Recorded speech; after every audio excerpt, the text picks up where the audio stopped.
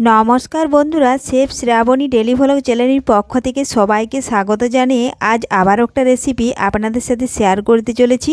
আপনারা প্রথম থেকে পুরো ভিডিওটা শেষ পর্যন্ত দেখতে থাকুন। ভালো লাগলে একটা লাইক দিয়ে আমার পাশে থাকুন। আজকে বানাবো মোরলা মাছের টমেটো দিয়ে টক ঝাল। চলুন তাহলে শুরু করি। তো দেখুন বন্ধুরা, তার জন্য কড়াইয়ে তেল বসিয়েছি। তেল ভালোভাবে গরম হয়ে এসছে। আর এখানে দেখুন মোরলা মাছ ধুয়ে পরিষ্কার করে আমি লবণ হলুদ মাখিয়ে 10 সেকেন্ড রেখে দিয়েছি। আর দেখুন এখন তেল গরম হয়ে গেছে, মাছগুলো আমি ঢেলে দিলাম। এই দেখুন লবণ হলুদ মাখিয়ে কিছুক্ষণ যদি রাখা হয় তাহলে কিন্তু মাছের মধ্যে ভালোভাবে লবণ হলুদ প্রবেশ করে। আর এই দেখুন কড়ার মধ্যে দিয়ে আমি চারপাশে এইভাবে পাতলা পাতলাভাবে একটু ছড়িয়ে দিলাম, তাহলে মাছগুলো এক পাশ ভালোভাবে ভাজা হয়ে যাবে। এই দেখুন ছড়িয়ে দিয়েছি। এখন আমি বেশ কিছুক্ষণ ধরে একটু অপেক্ষা করে নেব মাছের এক পাশ ভাজা হয়ে যাওয়া পর্যন্ত। রেসিপিটি বানানো খুবই সহজ, একবার দেখলেই আপনারাও বাড়িতে যে কেউ বানিয়ে নিতে পারেন।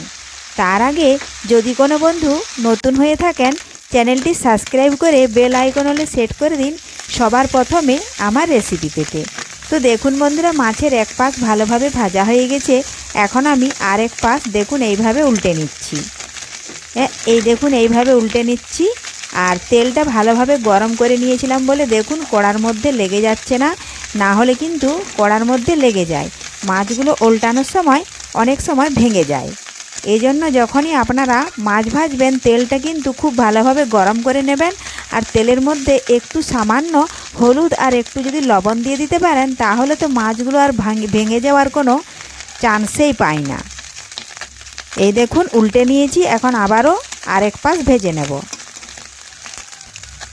এইভাবে মাছগুলো নাড়াচাড়া করে দুই পাশে আমি দেখুন লাল লাল করে ভেজে নিয়েছি। এখন আমি খুরপি দিয়ে এইভাবে নাড়াচাড়া করে দেখুন তুলে নিচ্ছি।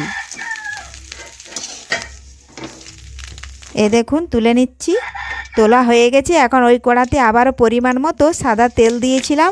এখন ফোড়নে দিলাম গোটা জিরে, দেব গোটা জিরে ভাজা হয়ে গেলে একটা বড় সাইজ পেঁয়াজ কুচিয়ে রেখেছি, পেঁয়াজটা দিয়ে দিলাম।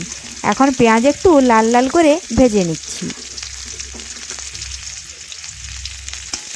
পেঁয়াজ দেখুন লাল লাল ভাজা হয়ে গেলেই আমি দেখুন দিয়ে দিচ্ছি সর্ষে বাটা, জিরে বাটা, হলুদ, লবণ, লঙ্কা গুঁড়ো। আর দিয়ে দিলাম একটা বড় সাইজ টমেটো কুচিয়ে রেখেছিলাম, সেটাও দিয়ে দিলাম। এখন মশলার বাটিটা ধুয়ে একটু জল দিয়ে দিচ্ছি। এখন নাড়াচাড়া করে একটু দেখুন টমেটো গলে যাওয়া পর্যন্ত এভাবে ভেজে নিচ্ছি। দিলাম স্বাদ মতো লবণও ভালোভাবে মিশিয়ে নেব। আর দেখুন টমেটোটা গলে গেলেই দেব আমি পরিমাণ মতো জল। এই দেখুন এইভাবে নাড়াচাড়া করে একটু কম টমেটো গলিয়ে নিচ্ছি। আর সর্ষে বাটা কিন্তু বেশিক্ষণ ভাজা চলবে না, তাহলে তেতো হয়ে যায়। তো দেখুন বন্ধুরা, আমি এইভাবে বেশ কিছুক্ষণ ধরে একটু নাড়াচাড়া করে টমেটো গলিয়ে নিলাম।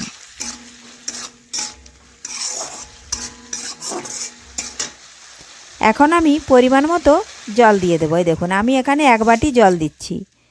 জলটা কিন্তু আপনাদের পছন্দ মতো দেবেন, যে যতটাই সর্ষে বাটা দিয়ে মোরলা মাছের টক ঝাল খেতে পছন্দ করেন তো সে ততটাই জল দেবেন। তো আমি এখানে বেশি জল দিচ্ছি না, কারণ আমি এটা মাখো মাখো বানাবো। তো দেখুন বন্ধুরা, ঝোলটা ভালোভাবে ফুটে গেছে।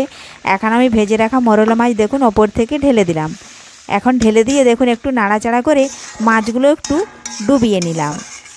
এখন আবারও কিছুক্ষণ ফুটিয়ে নেব, তাহলেই তৈরি হয়ে গেল আজকে মোরলা মাছের টমেটো দিয়ে টক ঝাল।